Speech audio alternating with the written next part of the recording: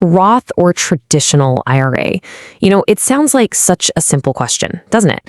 But it's honestly one of the biggest financial decisions you are ever going to make. And the crazy part is, most people get it wrong. Not because it's super complicated, but because they're asking the wrong questions entirely. So let's fix that right now. And listen, the stakes here, they are insanely high. For someone who's, say, 30 years old today, just defaulting into the wrong account could literally cost you $500,000 in retirement.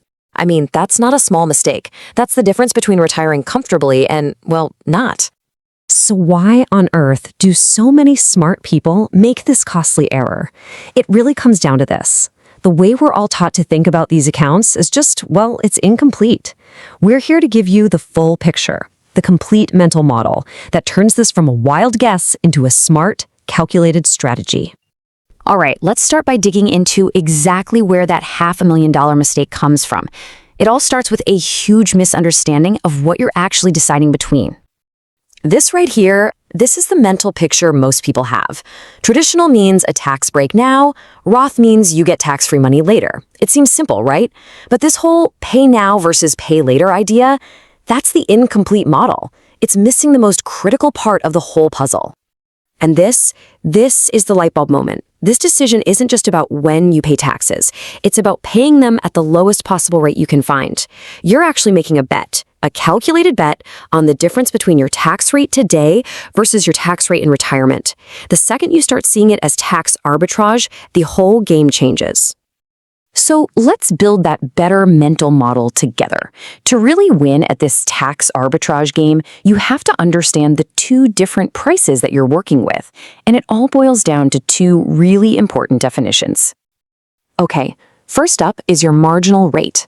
This is just the tax rate you pay on your very last dollar of income, the highest tax bracket you fall into. When you put money into a traditional IRA, you get a tax deduction, and the value of that deduction is set by this rate. Think of it as the price of the tax break you're getting right now. Now, the second piece of the puzzle is your effective rate. And honestly, this is where almost everybody gets tripped up. When you take money out in retirement from a traditional IRA, it is not taxed at your highest rate. No way. Because of standard deductions and our progressive tax brackets, you actually end up paying a much lower average rate on that money. This is the real cost of your future withdrawals. And this right here boils it all down. This is the core strategy. You win big with a traditional IRA if you can get a deduction at a high marginal rate today and then pull that money out at a low effective rate in the future. The bigger that gap, that spread, the more money you just created for yourself. That's the arbitrage. Okay, that's the theory. But how in the world do you figure out what that spread is going to be for you? Well, it's not about trying to predict the future with a crystal ball. You just need to answer 3 pretty practical questions about where you're headed.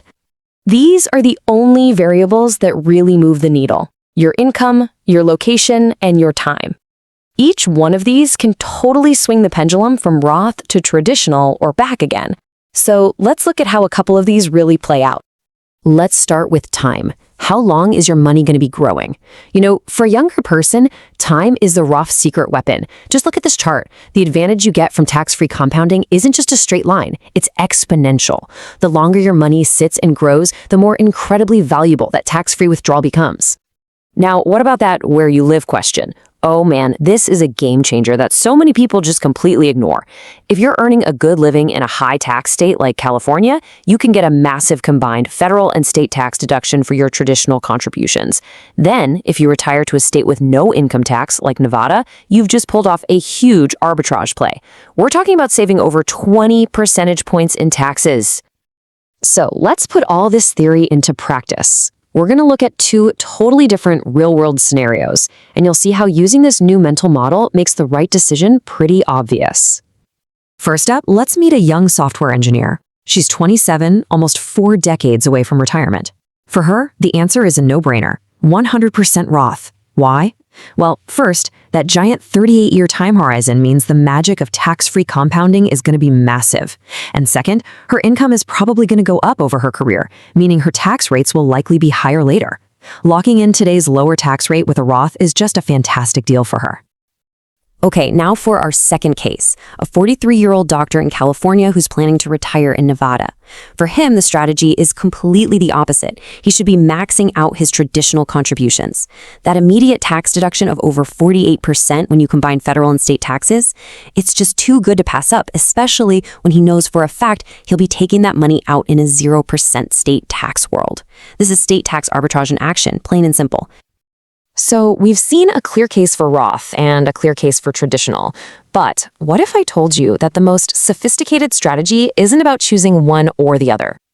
That's right. For a lot of us, the best answer is to use both accounts. And this isn't some kind of cop-out or compromise. It's a very deliberate strategy called tax diversification. And it gives you the ultimate power and flexibility over your financial future.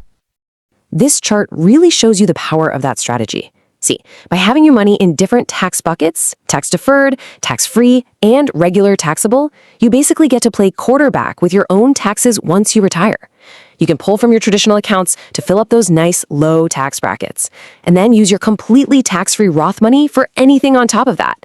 It gives you the power to create your own low effective tax rate, year after year.